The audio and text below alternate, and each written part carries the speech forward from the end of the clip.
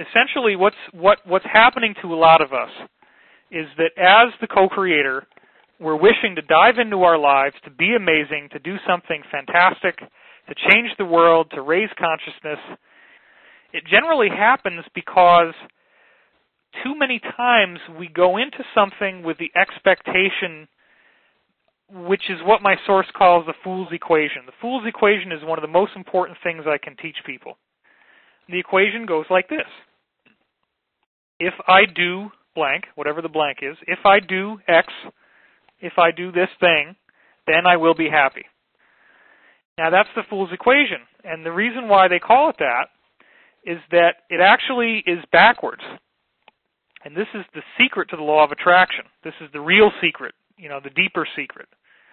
It has to do with the fact that the manifestations in your life come about from creating the abundance within first. If you go into something, and I'm not judging you, this may not apply to you. I'm trying to be as universal as possible, so there's no judgment implied in this. But this does happen to many people. That's been my experience, that they go into something, they're trying to create value, but they're also expecting that they're going to get some huge psychological high as a result of it being successful. So it's difficult, but the point is that when you can cultivate an inner peace that doesn't require any outer works to be manifest, in other words, you have a centeredness within yourself, you're at peace, you're happy within yourself, you're balanced within yourself, you're not going to be psychologically challenged when you have a personality conflict with somebody who's working for you. You're not going to take it personally when someone gets upset with you because that peace resonates through your consciousness. So the underlying architecture that I'm trying to expose here is that we go through our lives, and I'll give you a great example. I thought that all I had to do was get on the Art Bell show, and there's 5, 10, 20 million people listening, right?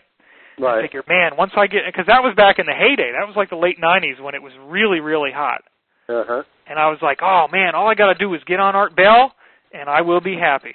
And everything is just going to flow, and it's all going to snap into place, and it's going to be fantastic. Well, I got on Art Bell, and then the very next thing I wanted to do is I had to get on Art Bell again. And I got on Art Bell again 2 weeks later. This was in 2001. And now I realized that I just expected that my material was so amazing that it was just going to bust out of the gate and take over the internet by storm, and everybody would want to know this stuff. And what happened was I got about 400 emails and then nothing. It just died off almost as quickly as it started, and I suddenly realized, wow, I'm just that guy who was on that night, of which there have been hundreds and hundreds and hundreds of them. And I just filled a niche, and then I disappeared. And then it was like, wow, I had all these expectations that I never even questioned. I just said, oh, well, of course, once I get on that show and 5 million people hear me, it's all going to take care of itself. I won't have to do anything. It's just going to, everybody's going to manifest. Everything's going to just happen.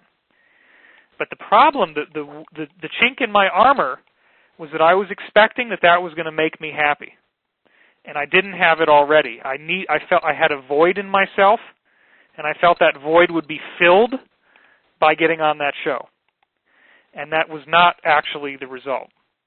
So again, if you want to have the most successful and highly beneficial manifestations, when we cultivate this sense of inner peace and tranquility and happiness with ourselves in our lives, it also builds our internal radiance of our light body. And that is a vibrational thing that people feel and sense, and it is something they will want to be close to. And that radiance will make people want to be near us and will make people want to help us. And so the more that we cultivate that groundedness in ourselves and rise to the occasion of our own evolution so that we are our own self-generating happiness and abundance, it will naturally be attracted to us. And then, from that place, when we're already in a state of wholeness and Christ consciousness, for lack of a better term, that is when we will be properly guided as to what to do.